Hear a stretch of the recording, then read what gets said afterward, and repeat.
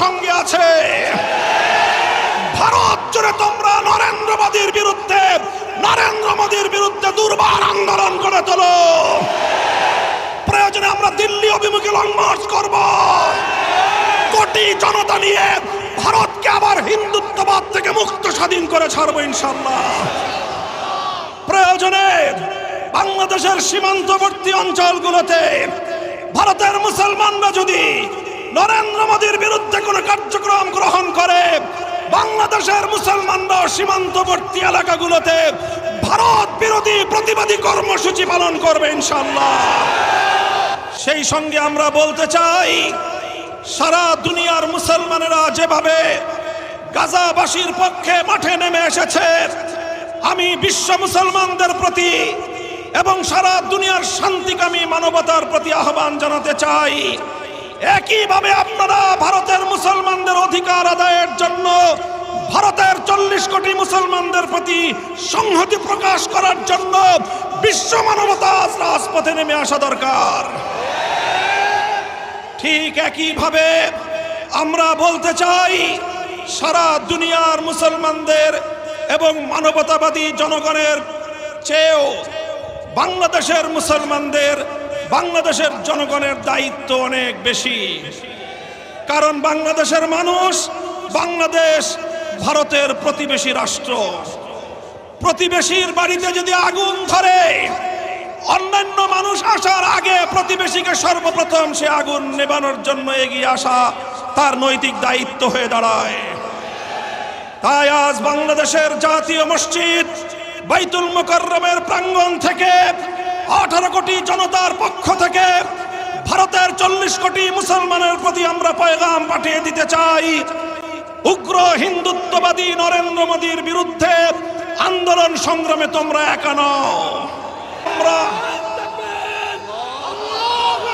নরেন্দ্র মোদীর বিরুদ্ধে action, action, Narendra মোদীর বিরুদ্ধে অ্যাকশন, অ্যাকশন, নরেন্দ্র মোদীর বিরুদ্ধে মামুনুল হকের অ্যাকশন, অ্যাকশন, আমিনা মজলিসের অ্যাকশন, অ্যাকশন, বাংলাদেশের অ্যাকশন।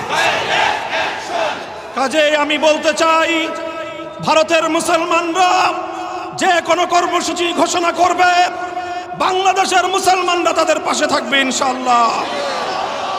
প্রয়োজনে বাংলাদেশের সীমান্তবর্তী অঞ্চলগুলোতে ভারতের মুসলমানরা যদি নরেন্দ্র মোদীর বিরুদ্ধে কোনো কার্যক্রম গ্রহণ করে, বাংলাদেশের মুসলমানরা সীমান্তবর্তী এলাকাগুলোতে ভারত বিরোধী প্রতিবাদী কর্মসূচি পালন করবে ইনশাআল্লাহ।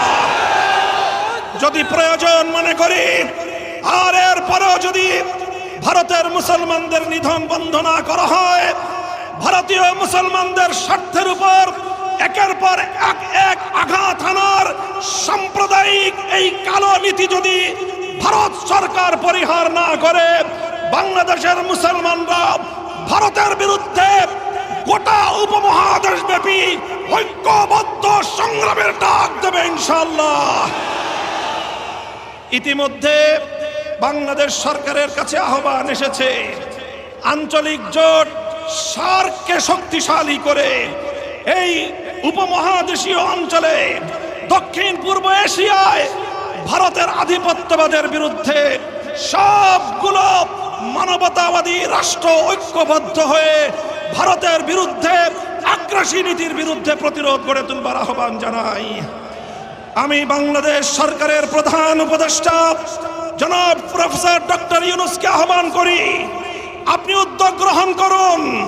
পাকিস্তান, নেপাল, ভুটান, শ্রীলঙ্কা, মালদ্বীপ সহ আপনারা ভারতের আধিপত্যবাদের বিরুদ্ধে রুখে দাঁড়ানোর টুটি চেপে ধরুন।